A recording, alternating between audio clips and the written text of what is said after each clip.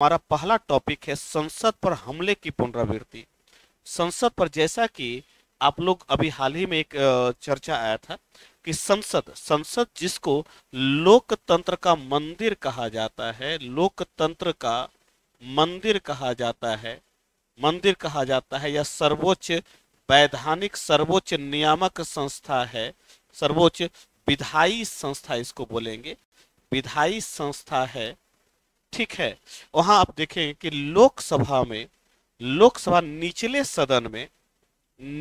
सदन में संसद पर हमला हुआ। हमला अच्छा, वो हमला जो हुआ ना, वह 13 दिसंबर के ही दिन हुआ था। और याद होगा कि 13 दिसंबर 2001 को संसद पर हमला हुआ था, मंदिर पर हमला हुआ था, संसद पर हमला हुआ था। मैं संसद को मंदिर के रूप में देख रहा हूं, जहां पूरे देश से चुने हुए जनप्रतिनिधि शामिल होते हैं और देश के लिए कानून का निर्माण करते हैं। क्लियर। अब ये जो है, अब इसी 13 दिसंबर के दिन ही, 13 दिसंबर के दिन ही संसद पर हमला होता है। हमला इस रूप में था कि जैसे भगत सिंह ने बटुकेश्वर दत्त के साथ मिल करके विधायिका पर एक तरीके से हंगामा किया था। ठीक है। और वहां पर संसद के अंदर, विधायिका के अंदर उन्होंने अपनी आवाजें बुलंद की थी। उसी प्रकार का एक प्रकार का हमला यहाँ पर माना गया है। इसीलिए कई लोग जो इसके समर्थक वो कहते हैं कि ये तो संसद, ये तो भगत सिंह से जुड़े हुए, और उनकी विचारधारा भगत सिंह से प्रभावित रही है, और ये भगत सिंह से भगत सिंह ग्रुप से जुड़े हुए, फैन मंडली से जुड़े हुए हैं। इसलिए लोग इनके बारे में, कई जो विपक्ष के सदस्य हैं वो कह रहे हैं कि नहीं, यह जो हमला है, यह जो हुआ वो भगत सिंह से प्रभावित है, जैसा कि स्वतंत्रता आंदोलन के समय हुआ। तो क्या अब वर्तमान परिस्थिति में क्या वही स्थिति है वर्तमान में? नहीं। तो वह एक अलग परिस्थिति है। फिर भी मैं इसे देख रहा हूं कि 13 दिसंबर के दिन ही, आप कहिए कि यह, या तो आप इसको साजिश कहिए या संयोग कहिए, कि वह 13 दिसंबर के दिन ही जो है आपका ये हमला हुआ है एक प्रकार का। और ये संसद की सुरक्षा को बहुत ही, एक आप पूरे लोकतंत्र के मंदिर की सुरक्षा को बड़ा एक सवालिया निशान दे रहा है इस संबंध में। जहां से संसद की सुरक्षा का सवाल है, जहां तक संसद की सुरक्षा का सवाल है, यह लोकसभा के पास रहता है, लोकसभा के पास रहता है। संसद की जहां तक सुरक्षा का सवाल है, यह लोकसभा के तहत आता है, और लोकसभा के सुरक्षा कर्मी लोकसभा के पास होता है। लोकसभा के सुरक्षा कर्मी ही इसका करता है। ये लोकसभा, यह जो देता है लोकसभा, यह होता है स्पीकर के अंतर्गत काम करता है, यह स्पीकर के नियंत्रण में काम करता है। लोकसभा कर्मी स्पीकर के नियंत्रण में काम करता है, और इसके सुरक्षा कर्मी को PSS, पार्लियामेंट्री सिक्योरिटी सर्विस कहा जाता है। इसके सुरक्षा कर्मी को पार्लियामेंट्री सिक्योरिटी सर्विसेज कहा जाता है, सर्विस कहा जाता है। और जब सत्र चल रहा हो, तो इस सत्र में, जब तक सत्र नहीं चल रहा हो तब इसके, ये अलग है, लोकसभा कर्मी सुरक्षा कर्मी के पास जाएगा, पार्लियामेंट्री सुरक्षा कर्मी बोलते हैं।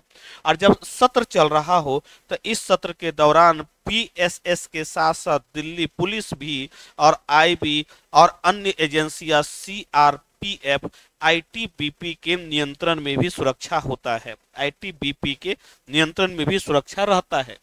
ये जो PSS जो आप सुन रहे हैं, पार्लियामेंट्री सिक्योरिटी सर्विस, यह लोकसभा स्पीकर के नियंत्रण में काम करता है, यह लोकसभा स्पीकर के नियंत्रण में काम करता है। और क्योंकि इसके पहले भी आप देखें कि इन्होंने जूता से है जो एक कलर निकाला था, तो यहाँ एक इन्होंने, इनके बारे में कहा जाता है कि इन्होंने पहले भी संसद की एक रेकी किया था, और संसद की रेकी के दौरान देखा गया था कि जूतों की जांच नहीं की जाती है, और इसी का इन्होंने प्रयोग किया। तो कहीं ना कहीं ये सवालिया निशान खड़ा करता है संसद की सुरक्षा पर। अच्छा, यह जो घटना हुई थी, वह घटना 0 आवर के दौरान हुई थी। यह जो घटना हुई थी वह 0 आवर के दौरान हुई थी। तो यहां से क्वेश्चन बनता है बंधु, यहाँ से क्वेश्चन बनता है कि संसद की सुरक्षा की जिम्मेवारी किसके पास होती है, तो ऑप्शन में दे देगा सिर्फ और सिर्फ आईटीबीपी, सिर्फ और सिर्फ दे देगा। लेकिन यह देखा जाना चाहिए सत्र के दौरान की बात कर रहा है या एक सत्र के बाद बात कर रहा है। यदि सत्र के दौरान की बात करेगा तो इन सब का होगा, और यदि सत्र के बाद की बात करेगा तो लोकसभा स्पीकर के पास रहता है। कब हमला हुआ था, तो 0 आवर के दौरान हमला हुआ था। किस दिन हुआ था, तो 13 दिसंबर के दिन ही यह हमला हुआ। क्लियर। तो इसमें दो तीन लोगों का इसमें 4 लोग तो उस समय पकड़ाए थे, जिसमें सागर शर्मा, मनोरंजन, है ना, नीलम, ये 3-4 लोग का, जहाँ 3 लोग का नाम मुझे, एक ललित झा का बिहार से जो संबंध है, जिनका बंगाल में ये रहे हैं, तो इनका भी उनमें नाम आ रहा है, मास्टरमाइंड एक माना जा रहा है। इसके साथ साथ कैलाश नाम के एक व्यक्ति का भी नाम इसमें आया है। तो कहीं ना कहीं यह हमारे आंतरिक सुरक्षा को एक चुनौती देता प्रतीत होता है। और जैसा कि आपको पिक्चर से महसूस हो रहा, दिख रहा होगा कि इसमें देखिएगा धुआं धुआं हो रखा है, कलर निकल रहे हैं। क्लियर। तो एक टॉपिक यहां से बनता है। तो हमने पहले टॉपिक के संबंध में आपसे बातें कर ली। दूसरे टॉपिक की तरफ चलें। दूसरे टॉपिक